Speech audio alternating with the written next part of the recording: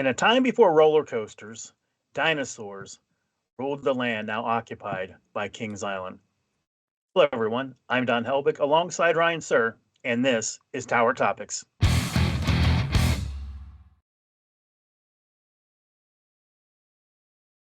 Tower Topics is a podcast by Kings Island fans for Kings Island fans because that's who we are and that's who we care about. So, were you speaking about a former attraction or are we talking about paleontology in this episode, Don? Well, let's get to the former attraction. Of course, we're talking about Dinosaurs Alive, Yeah. which made its debut at Kings Island in 2011. Ryan, what do you remember about the attraction?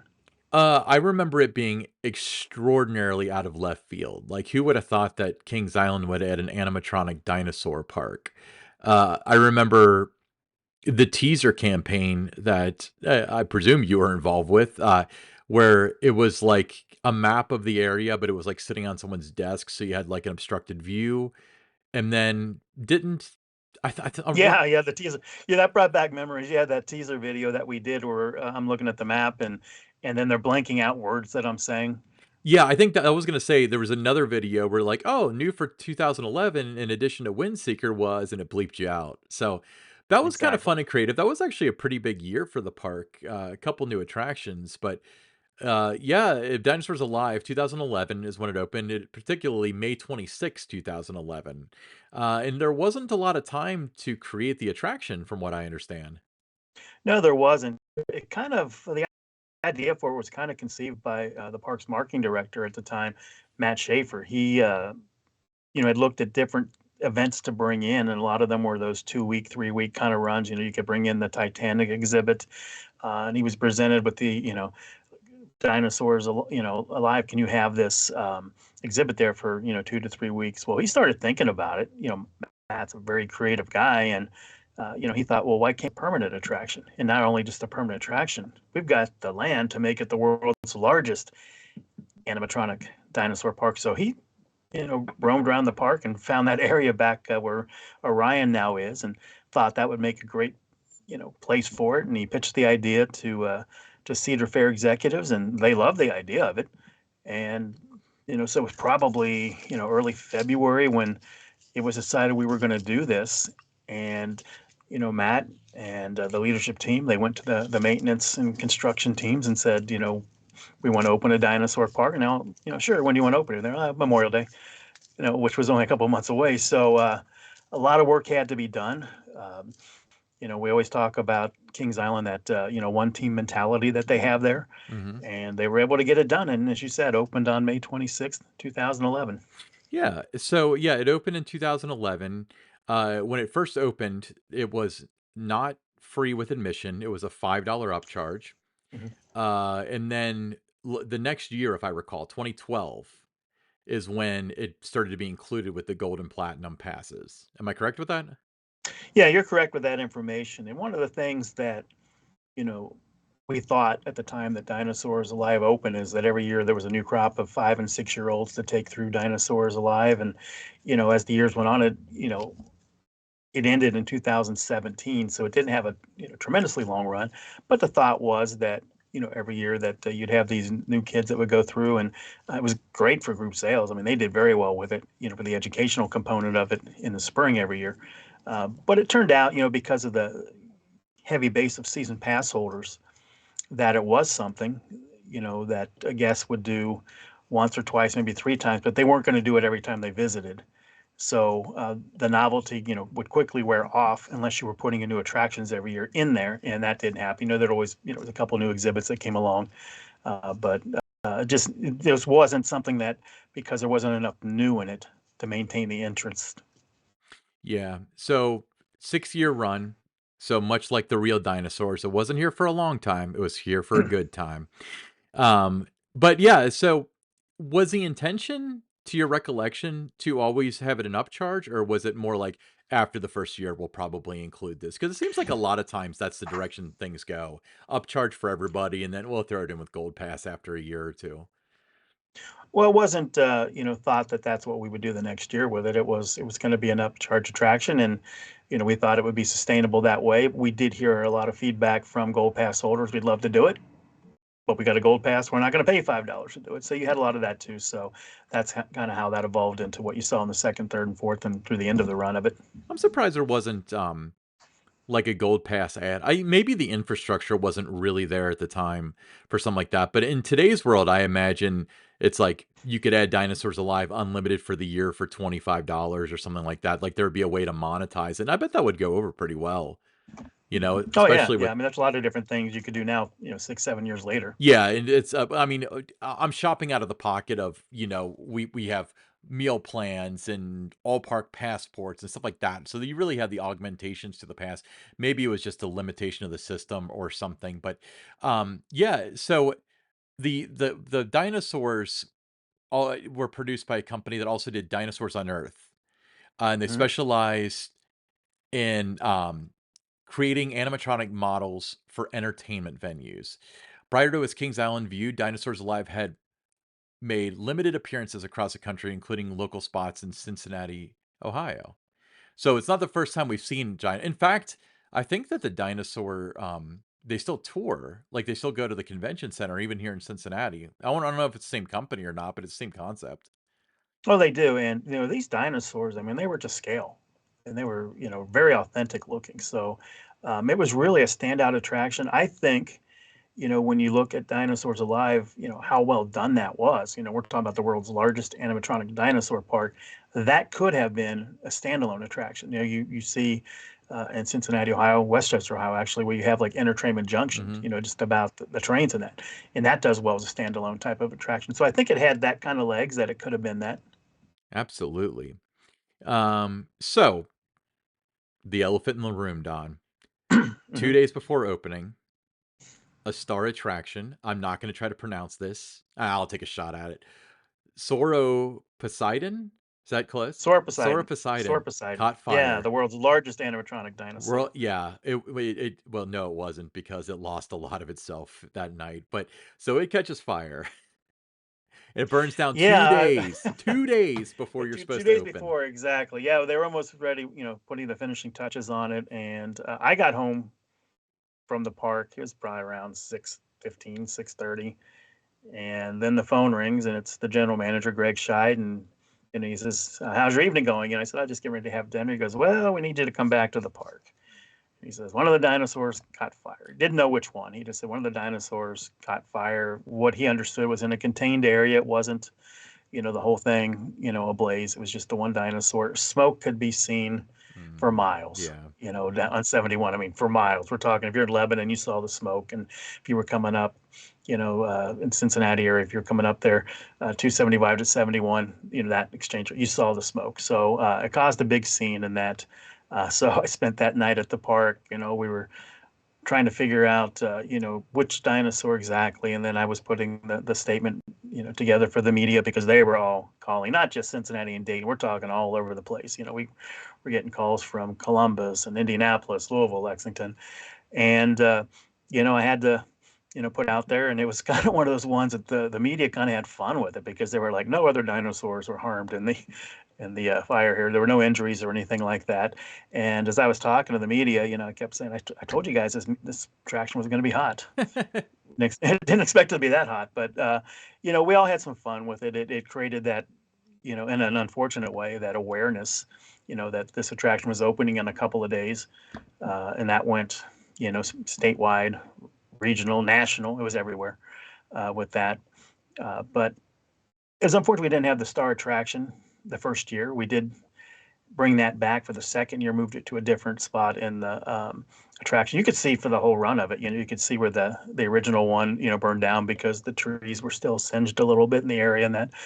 But that was probably the most notable uh, thing about it for its run was the big dinosaur burning down. Yeah, and so that was definitely the most notable from that standpoint. But I don't want to discount some of the other things that were done with it, like Dinos After Dark. I thought was terribly underrated. So for those of you who have no idea what I'm talking about, the Dinosaurs Alive Trail didn't really have lights, so it closed at 8 o'clock or at dusk or something like that. But what they would do, I think they did it one night a year for a few years, is you paid an upcharge and you would get to go through Dinosaurs Alive. They'd give you a flashlight, and they'd have, like, Hmm. rope lighting along the trail, and I tell you this, I don't really get creeped out or scared by haunted houses, but having these things roar at you and when it's complete darkness and you turn around and you shoot your flashlight and it's a dinosaur, that was a little chilling at times. So that was something I really enjoyed. I think I did that every time you guys had it. I probably have the T-shirt that you gave out somewhere, but in addition to that, it was integrated into the. It's now Tricks and Treats. Jog my memory here. What was the daytime event called? Oh, there's been so many different I names. think I mean, it you well, it was had the part Great of Pumpkin Fest. yeah. You had, um, I all different I kind of wanna go names with for it. Every 2 years it yeah, changed. I It wanna seemed go with like. Great Pumpkin Fest is what it wasn't part of it, it wasn't near it, but it was kind of in that vein, and they had trick or treating with it, and I don't think Yeah, Trick or Treat with the is that what it Dinosaurs. was? Yeah, that was very popular. With the families with young children, and that would be, it would take place on the Saturdays and the Sundays in the afternoon, Mhm. and there was a lot of repeat, guests we would see every week come in there. So that one did really well. Yeah, and then another thing that came to mind, I think this happened concurrently with that, but it also lasted maybe after that, was they had the, Give Kids the World, not Give Kids the World, they had A Kid Again Kids design costumes for the dinosaurs. And I Yes, remember that too. That was really, really cute. I hope I can find photos for all these things because. that did. Again, another part of that attraction that did well was having a kid again involved with that. Mhm. Got a lot of good coverage for it, but the more important thing about that coverage at that time for us was that it was creating awareness for a kid again.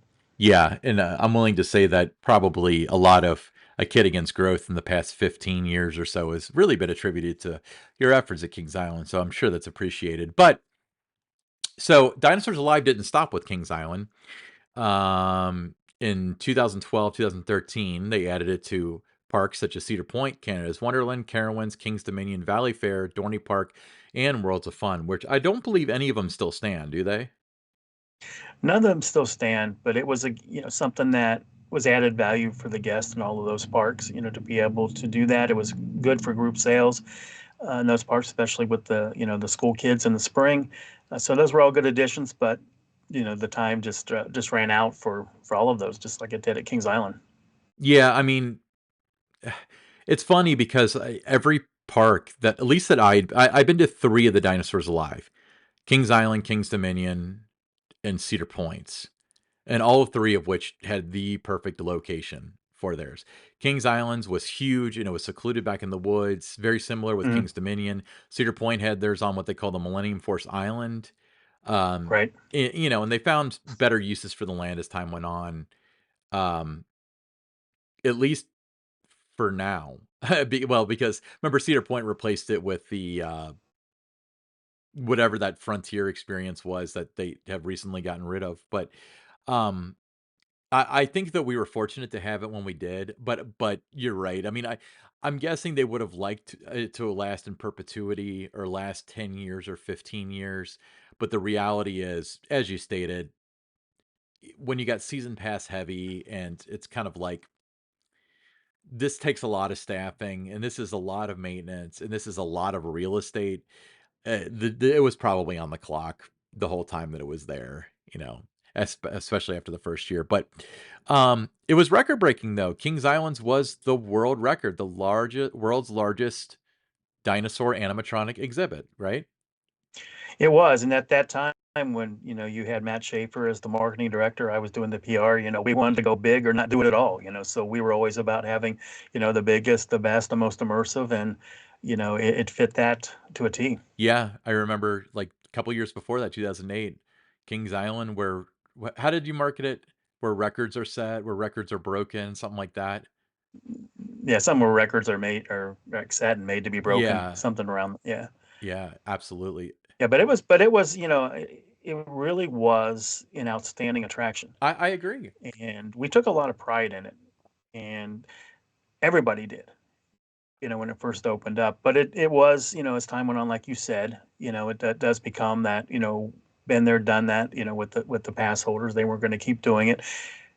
It became difficult, to fully staff. At the beginning, you had the tour guides Mhm. that would take guests through, and by the end, it was a self-guided tour. It had the signage, and it would, explain and and very detailed as to what you were looking at. So you didn't necessarily have to have the tour guides, but that was an added touch. Yeah, and I honestly, you get a lot of that, especially with seasonal parks where they throw everything at it and then it gets scaled back from there. With this, I think it was probably better as a self-guided tour because having some 20-year-old kid that's reciting, not a paleontologist, but giving a tour of Jurassic Park here, it didn't seem necessary to me, but it did have some Yeah. recognition. So Maxim magazine recognized Dinosaurs Alive exhibit at Kings Island as the best dinosaur theme park in the world. I guess there isn't a whole lot of competition there for dinosaur theme parks, but that's kind of cool. You're competing with that one somewhere in like Lakeland, Florida, which is pretty big too. Right. Um, and then the Kings Island exhibit featured an impressive array of 60 life-size dinosaurs with 56 state-of-the-art animatronic dinosaurs, all along a captivating 4,000 foot 4,000 foot path. Tripping Yeah, on my that's words. longer than most wooden roller coasters, right? It The length of that path. So when Dinosaurs Alive first opened was when I first started getting into like tracking my steps and stuff. And I remember I used to walk it, and it's about a 15-minute walk just to like casually walk it. But so you mentioned the media coverage that you got when the dinosaur. I'm not sure how the fire started. Let's say it got hit by a meteor. I think that's a good theory. Talk about some other coverage that you got because I know Well, I there's a. mean, just from the time it was announced, we announced it out on Kings Island Drive. That's where we had the media all come out. We had one, a big dinosaur along the Kings Island Drive there, and that's another story that happened. Is there were just one day it just kind of collapsed, Oh, it was that and it was dinosaur. yeah, well, yeah, well, that was a dinosaur, yeah, that collapsed, and that was a big story too about the dinosaur, falling down on Internet or Kings Island Drive there. But when we announced it, right away, I mean, the coverage was worldwide, especially in places like China. Yeah. They were all doing stories on it. So of all the things I did at Kings Island that garnered media attention, this was one of the biggest. You had this, and it went further than anything else because it was, international and in China and everything. But you had Robbie Knievel's motorcycle jump, Nick Walinda's skywalk, but this was right up there. And you know, leading up to its opening, there were stories all the time, outside of the greater Cincinnati area for this attraction. And when it opened, we had media from China that I attended. remember Uh, media day for it, seeing international crews that were speaking languages I don't understand, and so I can exactly. yeah. And then we had the following Sorid Poseidon dinosaur was added back in, and they were constructing that. The number one television channel in China came, and they spent like 10 days at the park, just doing a story about that. So it really was great in that respect. And uh, so it was something that, it did garner a lot of attention. It was different, than Mhm. talking about roller coasters and, food and entertainment and those kind of things, special events. So it was another way to get the name Kings Island out there. And one of the Absolutely. other things that was Yeah. really, for the last 4 or 5 years of Dinosaurs Alive, something that did get guest season pass holders, coaster enthusiasts to walk through the exhibit was a lot of the wood chips from Son of Beast were used along the sides of the path. You started to see these new wood chips and everything came in. It was from Son of Beast. And those that found out about that, they're walking through and you'd see them reach down and put a few chips in their pocket and things like that. It was always fun for me to watch that. Okay, so I would laugh at them, but I do have a couple of chips of Eiffel Tower paint from when they pressure washed it a couple years Oh, ago. I know. I know. You're one of those people. You're one Well, of those people for it's sure. for me, it's like it's different things mean different things to different people, Oh yeah, they do. and But no, I mean, it was something that, people would ask casually. They would say, "Don, what happened to all the wood from Son of Beast?" And I'd say, "Just go walk through Dinosaurs Alive. It's on the side of the path." I guess that answers whether or not they're going to rebuild it because that's our listener question. That's right. Totally kidding. So we've got a listener question. It's from Rex. Speaking of dinosaurs, we got Rex. Hey, Yeah, Rex. Rex wants to know. He says, Carowinds, Kings Dominion, Cedar Point have released their events for 2024. Why hasn't Kings Island? I think something is afoot, like they're not bringing back Grand Carnival and don't want those who have not yet renewed their pass to know. Brian, your thoughts? My official answer is I don't know. Um, they play by their own tunes, and the problem that I see is that two of the parks that you mentioned, King's Dominion and Carowinds, sold a lot of season passes and then went on to say, "Oh, by the way, we're not going to be year round." When they should have disclosed that when passes went on sale, because people bought something and they didn't know what they were buying. See also Prestige Pass, completely different episode. Um, are they hiding something? I don't think so. King's Dominion is doing Carnival. Carowinds is not. So, what you talk about, like the budget cuts and stuff and everything involved with the merger and everything. Well, if King's Dominion's doing it, it implies to me that there's hope that Kings Island would do it. Maybe Carowinds is going to announce something else at that time. But if it wasn't in either of their schedules, I would be a lot more suspicious. So, Don, what are your thoughts with it? I think you just look historically that Kings Island has always been later in wanting to announce their operating calendar for the next year, later in announcing the different events and things. It's just always been that way. I don't know, why it was that way during my years there. That other parks would announce things before we did with their events. Then there became a little bit of a push to get it out there earlier than the park had previously done. There were times you would have seen Grand Carnival not even announced until 2 or 3 weeks before. Mhm. But then, with the way the websites and things have evolved, and you got the SEO, the search engine optimization, and all that they wanted to get those out there at least 90 days before the events. So you started seeing some things coming out earlier, uh, and toward the end of my run there. And but I don't know. I don't think there's any real urgency to do it. It's what, February, first week of February here.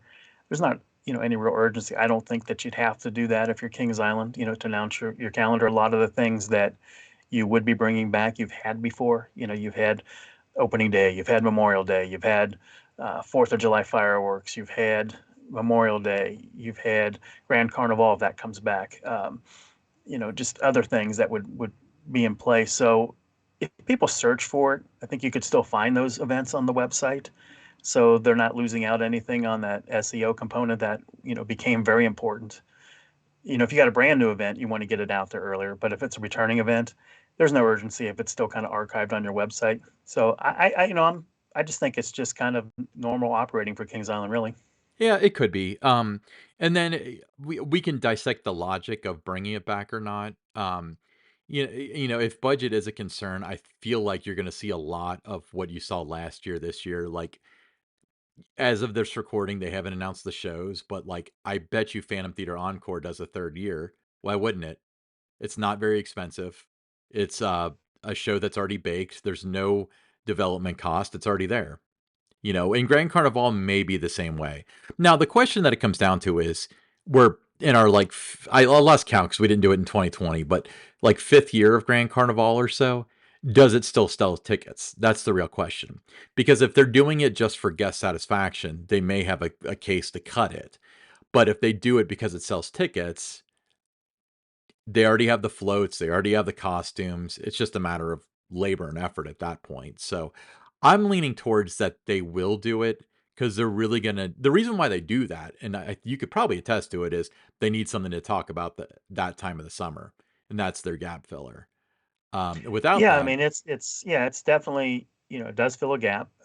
Does give you that 2 or 3 week run where there's urgency to visit, limited time. If it's something that was all summer, you know, Memorial Day, Labor Day, a little different there. But when you're only there doing an event for 2 to 3 weeks, you've got that urgency. It gets drives that repeat visitation. So there's a lot of reasons to do it.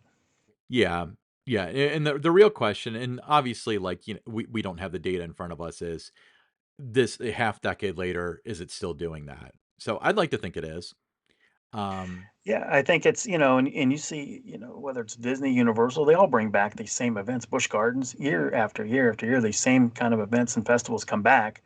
They're popular and it's something that, you had so much fun the year before, you want to do it again. So I don't think it loses its novelty or anything like that because it is such a short run and it's only, there every summer. It's not something that is just there all the time and you just kind of lose interest in it. So you build those memories and the kids, they want to go back and see it again and it just goes from there.